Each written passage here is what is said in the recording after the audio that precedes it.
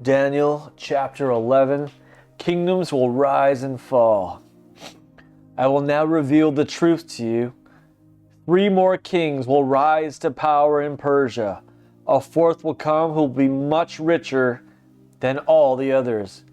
His great wealth will cause his power to grow until his empire wages war against all the kingdoms of Greece.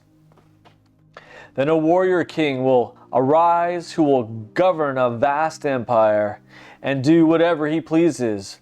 But at the zenith of his power, his empire will be shattered and scattered to the 4 winds of heaven. Though not to his descendants, it will not be as powerful when he ruled it. For his dominion will be uprooted and will be passed on to others who are not his descendants. The Egyptian and Syrian Treaty. The king of Egypt will grow powerful, but one of his commanders will rise to become even more powerful and rule a kingdom greater than his. Then, after some years have passed, an alliance will form, and in order to ensure the peace, the daughter of the king of Egypt will marry the king of Syria. However, her grip on power will not last for long, and the king too will lose his throne. In those days, she, her husband, her child, and those who escorted her to Syria will all be killed. Yet later, one of her family members will rise to become the king of Egypt. He will come against the defenses of the walled city of the king of Syria and defeat the Syrian armies. He will plunder their wealth and take it back to Egypt as spoils, all their precious gold, silver vessels, idols, and statues. For some time, he will leave the kingdom of Syria in peace.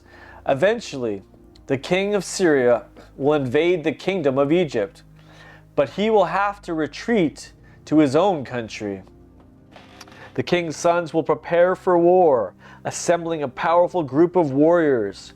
One of his sons will swiftly advance, sweeping over the land like a powerful flood. Their armies will press forward and fight all the way to the strong walled fortress of the king of Egypt.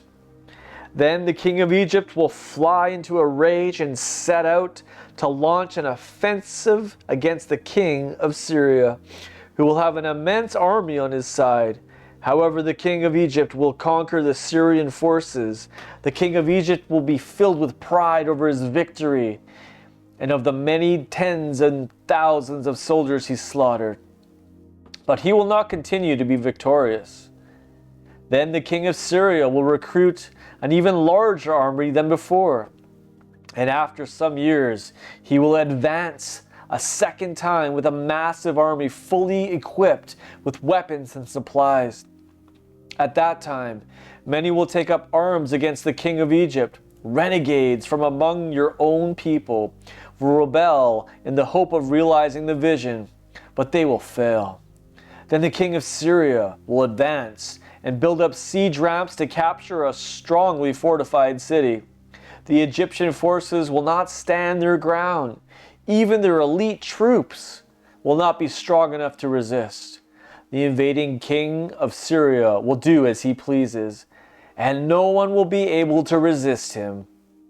He will occupy the land of splendor, and all of it will be under his control. Then, with the might of his entire kingdom, he will resolve to conquer Egypt by cunningly making a peace treaty with the king of Egypt. The king of Syria will offer one of his daughters in marriage to the king of Egypt in order to defeat his kingdom. But his plan will fail. His plan will fall apart and will not work to his advantage. The king of Syria will next turn to the coastlands and capture many cities, but a foreign commander will put a stop to his arrogance and make him suffer the consequences of his defiant insolence. He will then retreat to the well-protected fortresses of his own country. In time, he will be defeated, lose his grip on power, and disappear. His successor will send out a tax collector to maintain the wealth of his kingdom. In a short time, however, the king will die, though not in the heat of battle. Syria's evil king. The man in white linen continued, "In his place will rise a despised usurper of the throne, who had no claim to royal status. He will attack the kingdom when the people least suspect it, and he will seize the kingdom through deceit. He will totally sweep away every opposing army that stands before him and crush them. He will even kill the high priest of the covenant. And after he forms an alliance with him, he will act deceitfully, and despite his initial small following, he will grow ever stronger. Then, unexpectedly, he will by stealth invade rich, fertile provinces and achieve what none of his ancestors did. And he will distribute the spoils and lavish them upon his followers. He will plot to defeat opposing forces protected in fortified positions, and he will succeed, but only for a short time. He will stir up his might and courage, muster a large army, and wage war against the king of Egypt. However, the king of Egypt will fight back with an even greater army, a massive and powerful army, but he will be defeated because of secret plans devised against him. His closest advisors who eat at the king's table will attempt to kill him. His army will be swept away, and many will fall in the slaughter. These two kings will sit at the same table and exchange lies with their hearts, filled with evil motives, but their plans will come to nothing, for the time set by God has still not yet come. Then the treacherous king of Syria will start back home with his great spoils. He will set his heart against the Holy Covenant, take action against it, and then return to his own land. And the time God has appointed, he will go back to attack Egypt again. But this time, the outcome will not be as before. Roman ships will oppose him, and he will lose heart. He will retreat and take out his indignation against the Holy Covenant and show favor to those who forsake that Holy Covenant.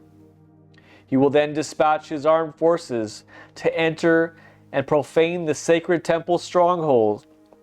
They will abolish the daily sacrifice and in its place set the blasphemous abomination that brings desolation. The Syrian king will entice with flattery those who betray the Holy Covenant, but those who know their God will stand firm and valiantly resist. These who are filled with wisdom will help many understand what is happening.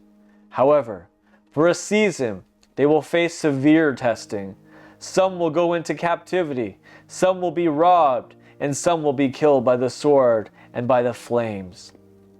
During this persecution, God's people will receive a little help, though many will join with them insincerely.